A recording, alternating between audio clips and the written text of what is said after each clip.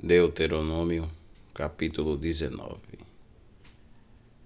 As cidades para fugitivos.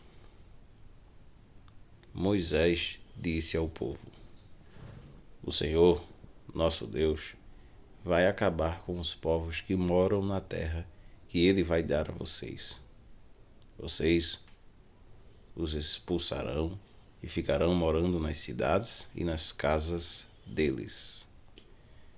Então dividam o país em 3 partes, e em cada uma delas escolham uma cidade para onde seja fácil fugir. E qualquer homem que tenha matado alguém poderá ir para uma daquelas cidades, e ali ninguém poderá matá-lo. Se um homem, sem querer ou por engano, matar alguém que não era seu inimigo, poderá fugir para uma dessas cidades, onde ninguém poderá matá-lo. Por exemplo, 2 companheiros entram no mato para cortar lenha. Um deles, ao cortar uma árvore, dá um golpe tão forte com um machado que o ferro salta do cabo e bate no companheiro, e ele morre. Então aquele homem irá para uma dessas cidades, e ali ninguém poderá matá-lo.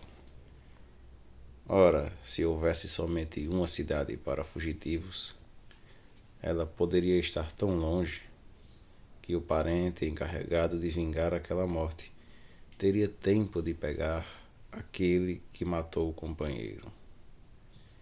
E o parente estaria tão furioso que mataria o homem, embora este não merecesse a morte, pois foi sem querer que matou o companheiro.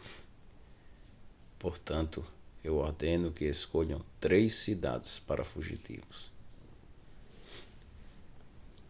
Se o Senhor, nosso Deus, lhes der mais terras, conforme jurou aos nossos antepassados, e der a vocês toda a terra que prometeu a eles, então escolham mais 3 cidades para fugitivos. Deus lhes dará mais terras se vocês obedecerem a todos os mandamentos que estou dando a vocês hoje, se amarem o Senhor, nosso Deus, com todo o coração, e se nunca se desviarem dos caminhos que ele mostra.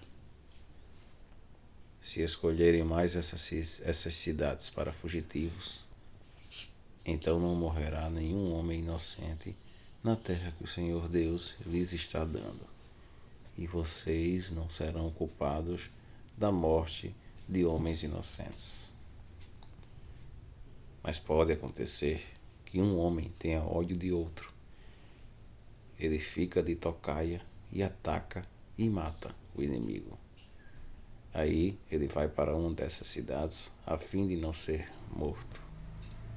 Nesse caso, os líderes da cidade em que ele mora mandarão buscá-lo e o entregarão ao parente encarregado de vingar aquela morte. E o criminoso será morto. Não tenham dó nem piedade.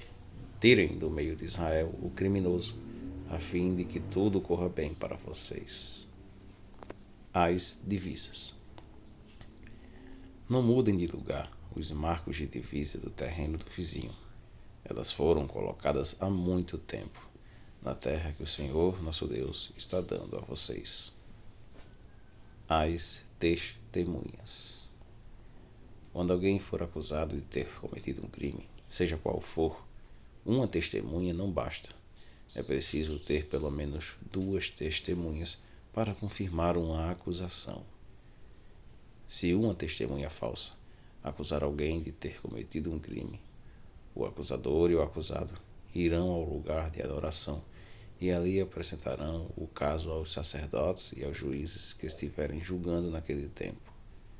Estes examinarão o caso com todo cuidado, e se for provado que o homem deu testemunho falso contra o seu patrício israelita, será condenado, e o castigo dele será o mesmo que ele queria para o outro.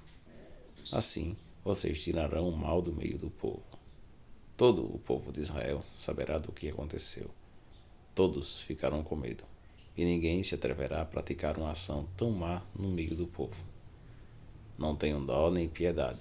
O castigo será vida por vida, olho por olho, dente por dente, mão por mão, pé por pé.